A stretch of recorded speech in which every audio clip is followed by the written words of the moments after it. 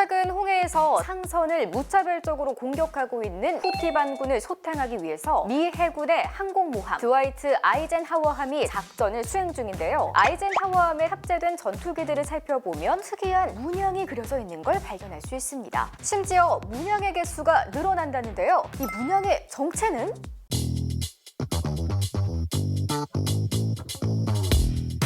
전투기, 전차, 함정을 잘 살펴보면 동체 옆에 혹은 주포에 특이한 심벌들이 그려져 있는데요. 이런 심벌들은 어떤 적을 얼마나 처치했는지, 얼마나 출격했는지, 어떤 임무를 수행했는지 등 다양한 의미를 포함하고 있다고 합니다. 심벌을 그리기 시작한 건 제1차, 2차 세계대전 때라고 하는데요. 최초에는 본부에 위치한 보드에 적의 휘장을 표시함으로써 전투의 승리를 기록했었습니다. 이러한 표시를 킬마크라고 불렀는데요. 이후에는 내가 적을 얼마나 처치했는지, 어떤 적을 격추했는지 개인의 업적을 기념하기 위해서 당시 운용한 무기의 문양을 그려 기록하게 되었고, 심볼의 형태도 휘장이나 국기뿐만 아니라 격추한 무기체계의 모양이나 운용 국가의 국기, 경우에 따라서는 동물이나 특정 기호를 사용하는 등 다양하게 변화했답니다. 심벌은 작전 수행에 대한 기록과 동시에 운용자의 실력과 업적까지 짐작해 볼 수 있고, 그 자체만으로 아군에게는 사기, 진작을, 적군에게는 위압감을 주는 효과도 있습니다. 그럼 실제 무기에 그려진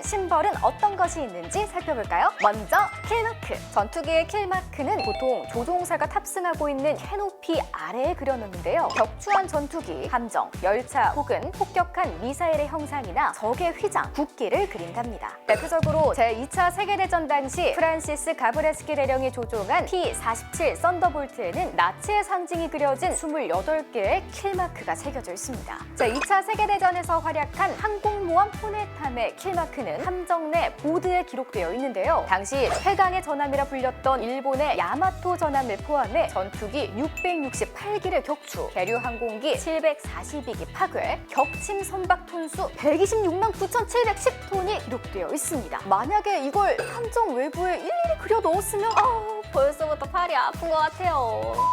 전차의 색이는 심벌도 알아볼까요? 전차는 전투기나 함정과 다른 방식으로 표시하는데요. 장갑이 아닌 호신의 킬마크를 그린답니다. 제2차 세계대전 당시 독일군이 운용한 4조 대전차포 마르더2에는 흰색 라인을 그려 킬마크를 표시했습니다. 우리나라에도 킬마크를 새긴 항공기와 함정이 있습니다. 먼저 알루에트3. 1983년 8월 공해상에서 빠르게 남하 중이던 북한의 간첩선을 알루에트3가 미사일로 격침했는데요. 이는 전 세계 최초로 헬기가 미사일을 이용해 함선을 격침한 사건으로 알루에트3는 이를 기념하기 위해서 동체 측면의 함선 모양과 사건 당시의 날짜를 새겼답니다. 또 1999년 제1연평해전 당시 참전했던 영주함은 북한 어뢰정 한 척을 침몰시키며 이를 기념하기 위해 선체 측면에 킬마크를 그렸답니다. 킬마크 외에도 임무의 성격이나 출격 횟수 등을 나타내는 심벌도 있는데요. 미 공군은 폭격기가 얼마나 많은 임무를 수행했는지 나타내기 위해서 폭탄 모양의 심벌을 사용합니다. 또 걸프전 중 사막의 폭풍 작전에 투입되었던 A7E 콜세어2 전투기에는 낙타가 그려져 있는데요. 작전에 얼마나 출격했는지 출격 횟수를 의미한다고 하네요. A10 썬더볼트 중에는 바코드처럼 보일 정도로 미사일 모양의 무수히 많은 심벌이 있는데요. 작전에 출격해서 실제로 폭격에 사용한 무장들을 표시한 거랍니다. 동물도, 무기도, 국기도 아닌 번개 모양의 심벌을 쓰는 항공기도 있습니다. 바로 미국의 대표적인 전자전기인 EA-18G 그라울러인데요. 재밍에 특화된 전략기인 만큼 재밍에 성공할 때마다 번개 모양의 심벌을 그린답니다. 성공적인 임무 수행을 통해 업적을 기념하며 명예롭게 새겨진 심벌들. 모양도 의미도 정말 다양한데요. 그게 어떤 의미인지 또 어떤 전적을 나타내는지 한눈에 알 수 있겠죠? 우리 바바족은 구독 마크 확인할 거니까! 오늘 소식도 유익했다면 구독, 좋아요, 알림 설정까지 부탁드려요.